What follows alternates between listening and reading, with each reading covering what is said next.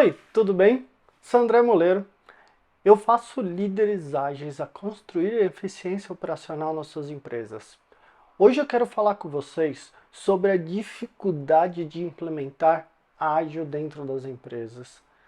Trazendo essa situação das empresas muito fechadas para implementar ágil, então da dificuldade que vocês têm da implementação no todo dia, no, na execução conjunto com os times. E a primeira coisa que eu queria trazer é vocês que passam dificuldade da empresa de vocês por serem empresas muito fechadas. Então eu já passei por organizações muito fechadas, líderes, gerentes, diretores que passam a impressão que sabem ágil, que querem fazer ágil, mas tem aquela sensação que querem reclusão, que quer uma parte de participação muito junto, de controle geral. Então, entende desse problema? Então, todo mundo passa por isso, e isso acaba acontecendo e acaba dificultando. E a nossa resiliência é posta em jogo ali. A gente tem que colocar nossa resiliência, nossa força de vontade todos os dias nesse conteúdo, nessa força para implementar o ágil, para colocar como a gente acredita. Então, hoje eu vou falar um pouquinho disso. Você vai lá, faz cursos, faz seu CSM, PSM, coloca em prática, coloca todo o conteúdo, passa na prova com 100%, fala com pessoas da comunidade, mas quando entra no jogo, quando entra no seu time, você vê que não é a realidade.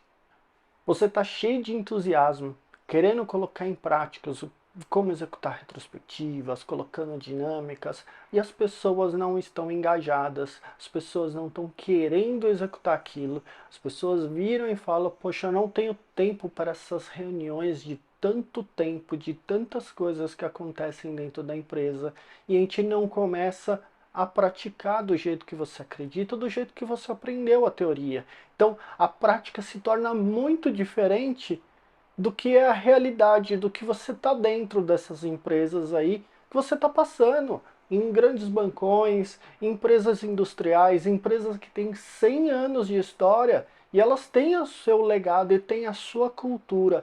E essa cultura começa a entrar em atrito do que a gente começa a aplicar com ágil. Muitos de nós aplicamos muito tempo nosso por estudo, fazendo tanto estudo sobre certificação, aplicando estudo sobre design thinking, sobre práticas como executar discovery. E dentro desse contexto, muitas vezes a empresa já vem com a estratégia pronta, já vem com o OKR pronto, já vem até com o backlog pronto. Imagina chegar até com as cerimônias prontas, como você tem que executar, como o time tem que estimar, como tem que fazer o dia a dia. Então, eu sinto muito empático por você, eu fico me imaginando no seu lugar, pois eu já passei por isso muitas vezes. Então, eu como SM já tive muita frustração de ficar sentado numa mesa e falar, poxa, ninguém vai aparecer para uma cerimônia de daily, ninguém vai aparecer para uma cerimônia de review. Então, lá atrás, para chegar um gerente e falar, faz o cronograma de como vai ser entregue tudo isso, colocando uma previsibilidade que muitas vezes não vem nem do que nós vamos fazer. Então, é muito difícil isso e o controle de resiliência é muito forte. Primeira coisa que eu trago para vocês é essa conexão. Tá? Tente se comunicar muito bem com todos os interlocutores. Então eu já falo várias vezes, crie seu mapa de stakeholder, tenha ali muito claro com quem você vai falar, quando você vai falar. E quando você tiver ali todas as pessoas, esses interlocutores, saiba as necessidades deles. Então saiba o que está sendo cobrado. Mesmo um gerente, um diretor é cobrado por alguma coisa. E se você não souber isso, você vai entrar num campo muito ruim. Daí você vai querer fazer alguma coisa em relação a ágil, aplicação de negócio, e você tem essa necessidade dos diretores, dos gerentes que são cobrados. Então isso não vai unir, você vai quebrar e acaba que no momento você vai perder essa resiliência de começar aplicar ágil como você acredita. Eu tenho um compromisso para te ajudar nessa eficiência operacional ágil. Então, pense em ser adaptativo. Pense sobre o que está acontecendo com o seu time, com os seus líderes, para você começar a trazer soluções práticas que vão ajudar aqueles objetivos também. Então, tenha os seus objetivos, mas pense nos objetivos dos stakeholders, do time em geral. Então, esse conhecimento, faça sessões de one-on-one com eles, para você saber exatamente o que eles pensam, o que eles precisam, quais são os motivadores deles. Então, tenha muito claro ali quem são as suas pessoas ao redor. Então, vamos entender um pouco como que tem essa necessidade e essa resistência ao ágil. Primeira coisa que eu quero trazer para você é essa necessidade de controle, essa resistência e a necessidade de controle. Muitas pessoas vão falar sobre previsibilidade, sobre controle das pessoas, controle do que elas estão fazendo. E aí, somos moldados em muitos ambientes que tem muito controle envolvido, tem muita previsibilidade envolvido.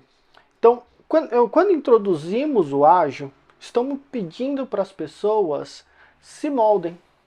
E isso não é tão rápido. Moldar uma pessoa, moldar um comportamento de anos não é tão rápido. Quando a gente pede para eles se moldarem, se adaptarem ao ágil, começarem até colaborar uns com os outros, que é algo que precisa dessa participação de todos, isso pode trazer uma sensação de medo, porque a gente não está acostumado em nossos ambientes a participar o tempo inteiro, a colaborar o tempo inteiro. Quando a gente coloca tudo isso, a gente coloca uma planning que a pessoa está ali, precisa dar a sua estimativa, a sua opinião, colocar o que pode dar errado. A gente não está moldado para isso. Desde o tempo da escola, nós não somos moldados para falhar. Nós temos que tirar uma média, tem que tirar uma nota máxima, senão nós vamos reprovar, nós vamos falhar com nós mesmos. Então, ficar de recuperação sempre foi algo que é uma falha, é uma punição. Então, se a gente tem toda hora essa punição sem te mostrar nossas falhas, nossos problemas, nós vamos chegar hoje fazendo uma sessão de colaboração, mostrando falhas, isso é contraintuitivo para a gente. Então, pense sobre a estrutura de onde veio essas pessoas. Então, na hora que você coloca, fala, pô, colaborem, não é de imediato.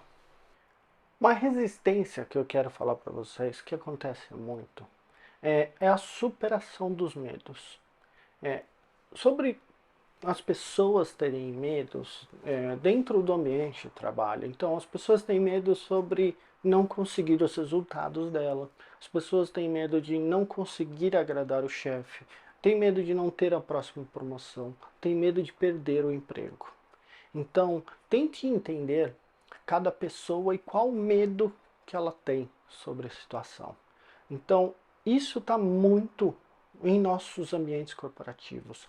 As pessoas têm medos, todos, desde o alto nível até o operacional. E se nós queremos criar essa eficiência operacional, as pessoas têm que começar a ficar mais libertas desse medo. A gente precisa criar ambientes que as pessoas estão aptas a falar sobre elas e estar em torno de pessoas que estão abertas a ouvir. Então, a criação desse ambiente adaptativo ela é muito longa, eu já falei algumas vezes sobre isso.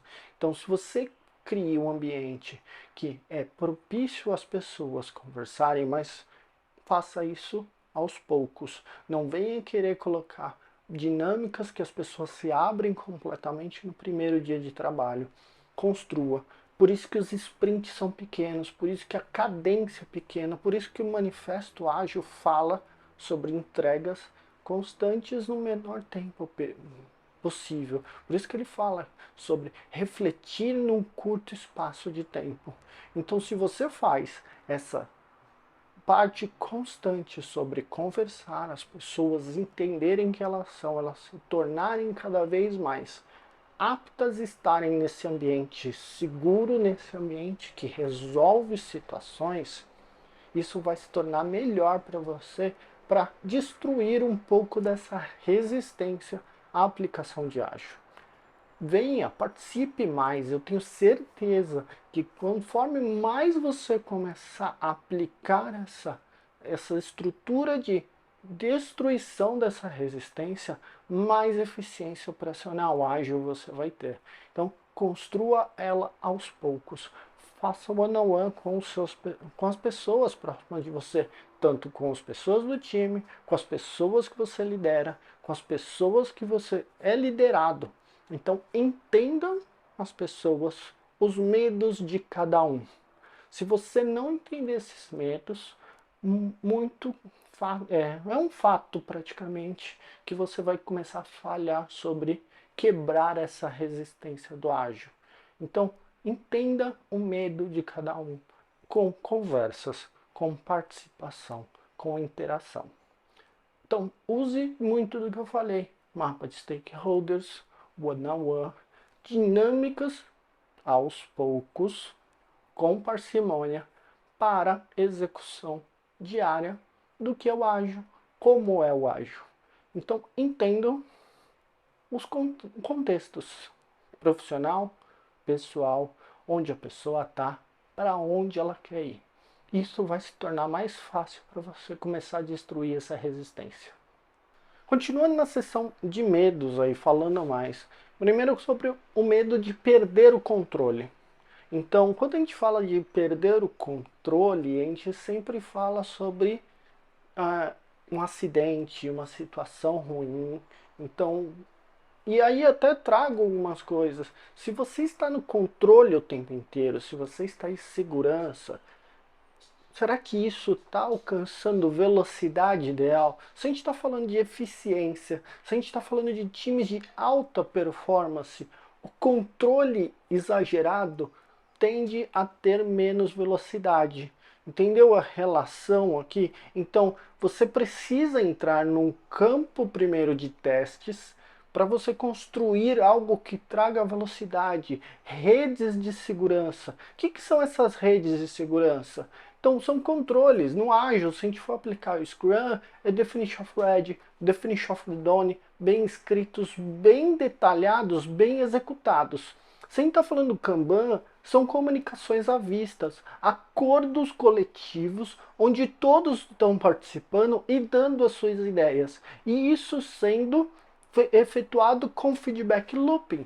Então, se a gente faz esse feedback looping, se a gente começa a executar retrospectivas que olhem para esses acordos, essas definições, nós começamos a criar campos de testes evolutivos para em prol da produtividade. Muitas pessoas veem que colocar o ágil vai entrar num modo loucura total sobre produtividade. A gente vai entrar sobre incertezas sobre quando vai ficar pronto, nunca tem uma previsibilidade, nunca se sabe. Mas isso já acontecia com projetos em modo geral. Então a gente não sabe exatamente quando vai ficar pronto se a gente não entende o que realmente nós vamos fazer. Então entra num paradoxo. Eu não entendo o que eu vou fazer, eu não sei quando vai ficar pronto. Eu não sei quando vai ficar pronto, eu nunca vou entender o que eu vou fazer. E aí vira um efeito Tostines. Então o que nós precisamos é criar mecanismos de entendimento colaborativo, pedaços pequenos, onde a gente coloca as pessoas a par dessa mudança, desse controle que elas precisam, para elas se sentirem seguras a poder acelerar e dar essa produtividade. Vamos falar da hierarquia. A hierarquia vem com a gente desde pequeno. Quando éramos crianças, a gente precisava obedecer os pais, os tios ou o irmão mais velho. Quando a gente está dentro de uma escola, nós precisamos obedecer um coordenador da sala, não sei se vocês tiveram isso, mas eu tinha um cargo ali de coordenador, praticamente não era nada, mas tinha a professora, a inspetora de alunos, a diretora. Imagina alguém que fosse para a diretoria de ensino ou para a secretaria de ensino. Então vocês veem quantos cargos nós temos. Isso reflete dentro da comunicação das nossas empresas. Hoje as nossas empresas, quando a gente está falando de times ágeis, tem tech leads, coordenadores, gerentes, superintendentes, diretores, presidentes. Você tem 6 níveis, então várias empresas têm isso. Quando a gente está falando ali que o Eric Rice trouxe sobre o Lean Startup, você ter startups, todo mundo fazendo ao mesmo tempo, trazendo novidades. Então, essa multidisciplinaridade, ela não é feita quando a gente tem uma estrutura muito grande. Cultura segue estrutura. Então, se a gente começa a complexidade, ter muita complexidade dentro dos nossos sistemas, isso vai refletir dentro dos nossos times. E os times não vão ter essa autonomia para criar esse conteúdo. E aí como que você sai disso? Primeiro tem que começar a cultura, esse movimento da empresa aos poucos. Coloca uma pequena prática que você acredita que vai dar certo. Execute essa prática exaustivamente. Colocando essa prática sendo executada, dando certo, o time vai ver esse valor e vai continuar a executar essa prática. Vá para a próxima, execute a próxima prática que você acredita e continue. Lembra, gente, eu não estou aqui para ensinar Kanban, Scrum para vocês, vocês sabem. Então, eu estou aqui para falar sobre essa resistência de cultura que nós temos, que não aplica o ágil como nós acreditamos. Então, aplique aos poucos, paulatinamente. Se você aplicar e você pilhar essas práticas, o tempo vai te trazer a eficiência operacional. Tem um exemplo para vocês. Uma equipe que estava muito fadada ao fracasso. Eles toda hora tinham problemas de relacionamento, as pessoas não conversavam. A cada dia eu entrava junto com eles e fazia uma aplicação de algo.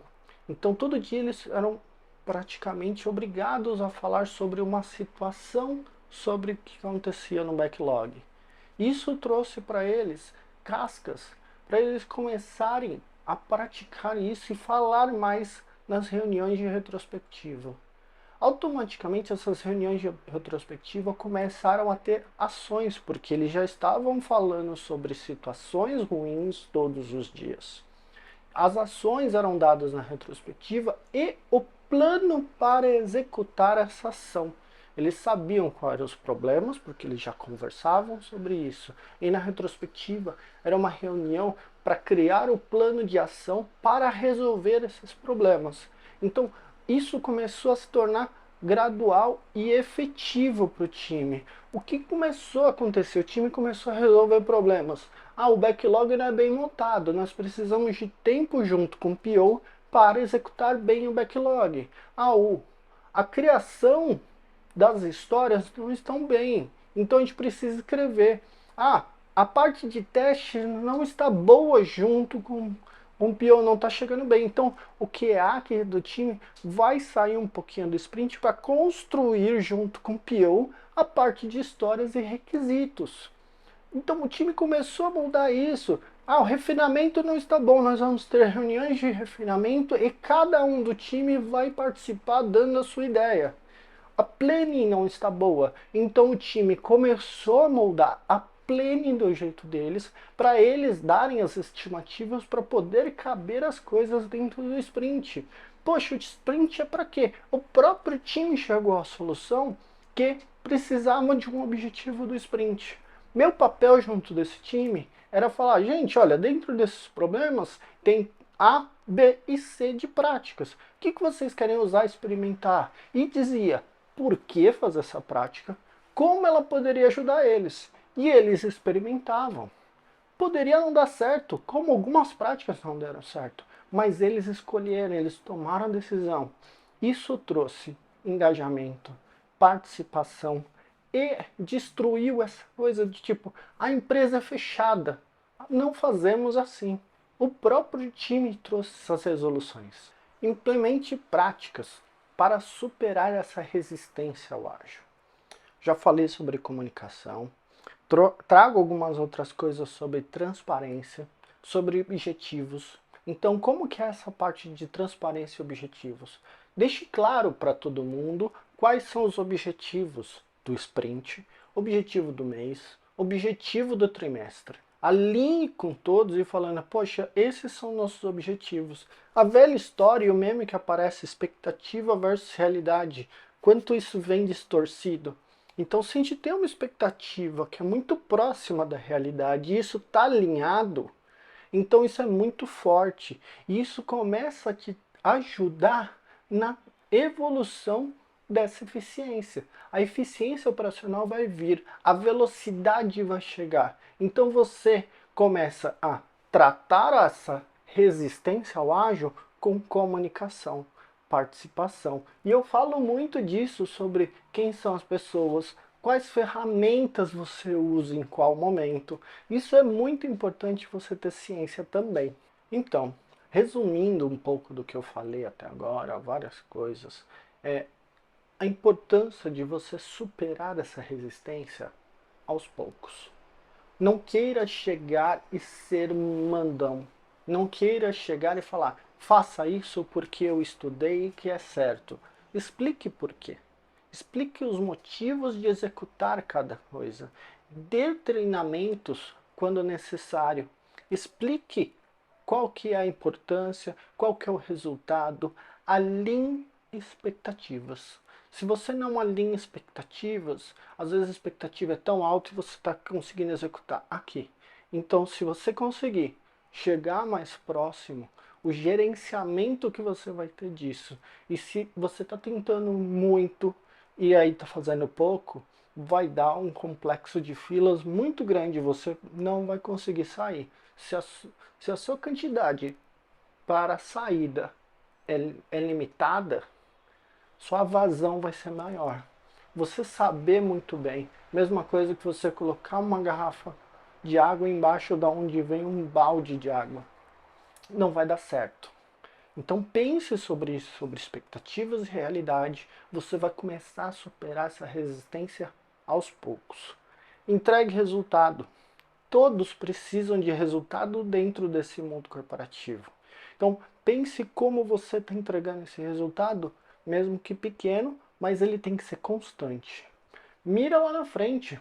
Põe seu grande objetivo lá na frente e construa o plano pequeno a cada dia de como você vai colocar cada pedacinho desse plano em prática. Traga as pessoas junto com você, não faça isso sozinho. Traga outras pessoas, interaja, participe da comunidade, coloque seus problemas. Então, o Brené Brown falou sobre a gente deixar nossas falhas ali evidentes. Então, não somos super-heróis. Ninguém é.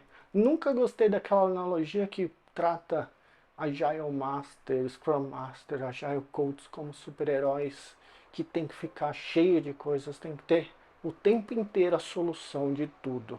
Então, trate você como pessoa também, para você tratar as pessoas mais próximas. Então, fica com a gente. Esse foi mais um episódio do Eficiência Operacional Ágil. Espero que vocês gostem. Estou experimentando mais um jeito de gravar agora de pé, aqui tentando editar, trazendo mais, olhando para a cara de vocês.